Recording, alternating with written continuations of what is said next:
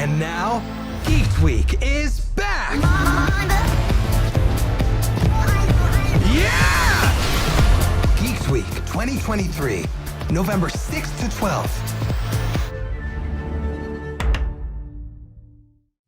Welcome back, everyone. It's Charlie. Netflix just released a new teaser trailer and a bunch of previews for the Avatar: The Last Airbender live-action series, so we'll break it all down. We have a pretty good idea for what they're covering from the original series, and since we've seen how they treated the live-action One Piece, I think we all have a much better idea of how they're approaching the source material, and a lot more optimistic about it in general after the strong showing from One Piece.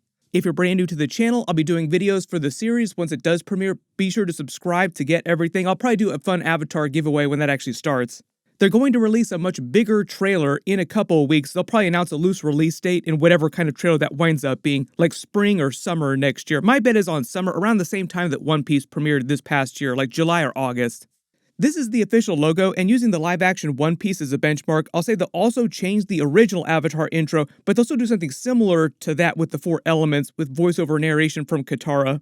They changed the One Piece intro because it was so long. The Avatar intro isn't quite as long, but it's also a pretty long intro. So during the first episode, they'll probably do like the full intro with the backstory, like the day the Fire Nation attacked, basically explain the 100-Year War, how Aang wound up in the ice, what happened with the Fire Nation attacking the rest of the world. Then probably from episode 2 for the rest of the season, they'll just do the much quicker logo-only intro with their version of the four elements on screen, like a much quicker version of the intro for all the other episodes. The whole idea with the tarp burning here with the logo, you can see the cinders floating in the background, it's meant to depict the Fire Nation attacking as in the war itself. Most of the actual scenes that they just previewed this past day were for the Fire Nation main characters, like the trailer only has the Fire Nation symbol burning in the rock with the logo. I don't know if that means that the next teaser trailer they release in a couple weeks will just be for the Fire Nation, like they're only doing the Fire Nation preview, then they'll save everybody else for a later trailer. But the first big one is Zuko, played by Dallas Liu. He actually just starred in Marvel's Shang-Chi movie a couple years ago. He played Katie's brother, so it was a pretty quick scene. This scene from Avatar that they're previewing here is from early in the season, and he's on his military ship in exile with Iroh looking for the Avatar. I must find the Avatar. It's always funny to hear Dante Bosco doing all the Avatar memes, like he'll recite some of the lines every time he does convention appearances. Of course, I must capture the Avatar and regain my honor. All day, every day. Simple lines that kind of became memes and craziness is, hello, Zuko here. So many iconic Zuko lines. Zoom and enhance in the background, the shrine here is actually to Iroh's son, Lu Ten, who died during Iroh's 600-day siege of Ba Sing Se during the last years of the 100-Year War. The siege was unsuccessful, mostly because Iroh learned of his son's death, he lost all will to fight, and no longer cared about becoming the next Fire Lord, succeeding his and Ozai's father, Azula. We see Iroh in one of the other scenes. I'll talk about him in a second, don't worry, because he actually does look pretty good. Zuko's military uniform is exactly like it was in the animated version during Season 1. He looks pretty accurate, too. I was curious to see how they portray his scar, just because it's such a big part of his character. This doesn't look quite as big as it does in animation, but I think it looks pretty decent. We'll see when we get some actual footage. His haircut also looks very similar, too. The reason why he eventually changed his haircut and let it grow out was so that he could disguise himself during Book 2. Generally, from the look of everyone's costumes, it does look like Netflix actually spent some money to do the costumes right instead of cheaping it out, so I am happy about that. Behind him, you can see all the maps they use on his ship to find their way around the world looking for the Avatar, even though Iroh himself doesn't really care about finding the Avatar. Like, yeah, sure, Zuko, whatever, we'll look for the Avatar, who cares? All the sides of the ship are metal. You can see the rivets here, like all the Fire Nation ships are made of metal. Then next is Uncle Iroh. He's played by Paul Sun-Lee, who you probably recognize from The Mandalorian, Ahsoka, Kim's Convenience. He's actually named Appa on Kim's Convenience, so we have an Appa now next to the actual Appa on Avatar: The Last Airbender. This is a completely different scene that he's in. He looks like he's visiting Zuko or somebody else or the Avatar behind bars on land. He's smiling, but that doesn't actually mean much because Iroh's usually in a very pleasant mood no matter what kind of crazy stuff is going down. Like even in the middle of a big fight, he always has some sage wisdom like, why don't you have some tea? Let's all just chill out, have some tea. This tea is nothing more than hot leaf juice. Uncle, that's what all tea is. The main reason why he left the Fire Nation capital with Zuko when he was exiled was mostly to look after him, because after his son Lu Ten died, Zuko kind of became like a surrogate son to him, and he became more like a father to Zuko than Fire Lord Ozai ever was. Like Fire Lord Ozai, probably one of the worst dads in all of media. Even though during the events of Book 1, or what's going to be the events of Season 1 of the live-action show, Zuko hasn't really admitted that fully to himself. One of the terms of Zuko's exile was that he could come back if he found the Avatar, so he is absolutely obsessed with finding the Avatar, even though the truth of the matter is that Iroh actually think it's better for him that they left the capital. Like, you need to get away from your father, otherwise you're going to wind up turning into an even worse version of him. So Iroh is treating their exile like a really glorified vacation, like, now let's have fun, who cares if we find the Avatar? They also start to hint at him being part of the White Lotus and actually being one of the allies of the Avatar a little bit during the season, because once Zuko actually does almost briefly capture the Avatar, you can kind of tell that Iroh isn't really on board with Zuko's plan to bring him back to the Fire Lord. Like, how about we pause a beat, not do that, and then just chill out and have some tea together? Good news for the Fire Lord. The Fire Nation's greatest threat is just a little kid.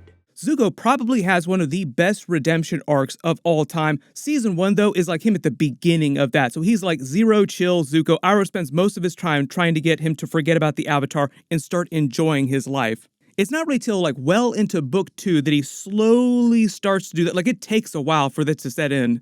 The whole idea is that Iroh was born the eldest son. He was the original crown prince of the Fire Nation, and until the death of his son, he acted like it. He behaved like the dutiful Fire Nation prince who would be Fire Lord someday. He was a great general in their army, but then basically gave that all up and kind of became a pacifist after the death of his son. So Ozai conspired behind his back to get their father, Fire Lord Azula, to name him the actual heir.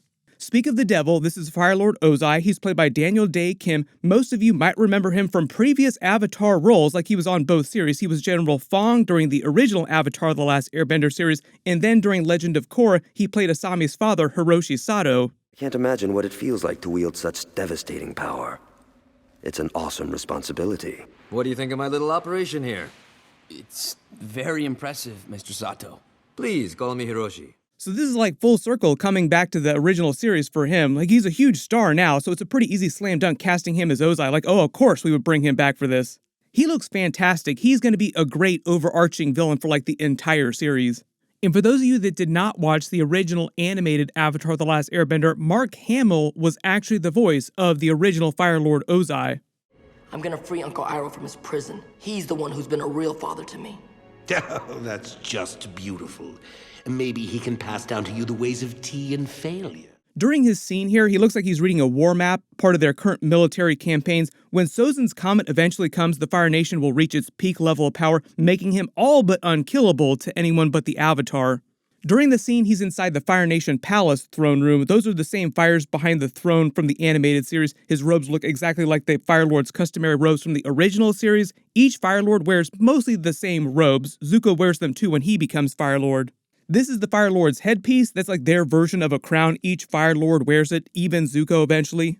Next big character is Azula herself, one of the best villains in animation. She's played by Elizabeth Yu. I haven't seen a lot of her other stuff before. This is like the biggest thing that she's done so far.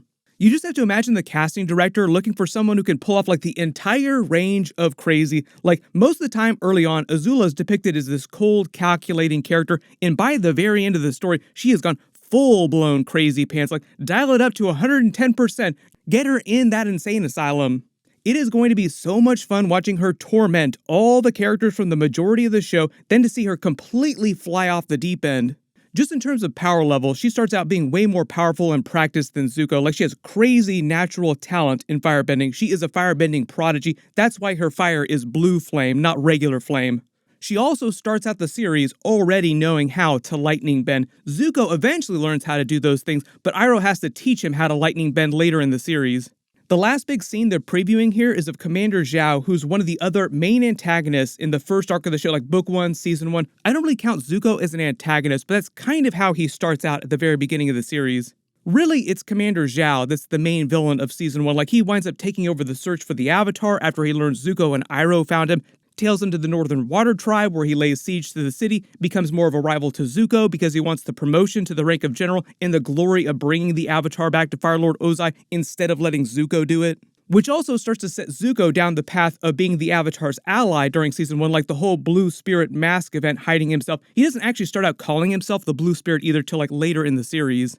They've not released all the episode titles yet or exactly how they're breaking book 1 up, and if there's going to be 3 seasons of the show for 3 books, or if they'll just split some of the books up into multiple seasons. Like, we're making all these One Piece live action comparisons, but there is like years and years of One Piece material for them to adapt to episodes. There's not that much material from the original Avatar: The Last Airbender series. They'll probably do the same thing they did for One Piece Season 1, where they change some stuff from the original source material, but for the most part, they try to be as accurate as possible. So expect them to move a couple things around and add a couple extra scenes that weren't in the original version.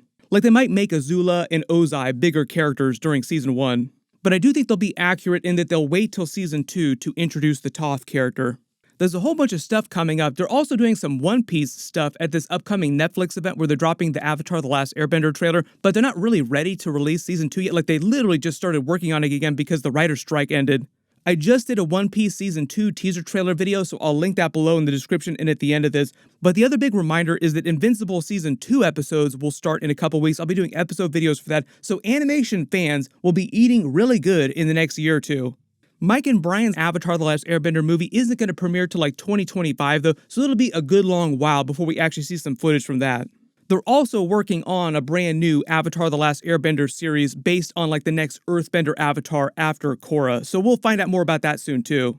Click here for the other brand new Avatar: The Last Airbender trailer that's a little bit longer, and click here for that One Piece Season 2 teaser trailer video. Thank you so much for watching, everyone stay safe, and I'll see you guys in the next one.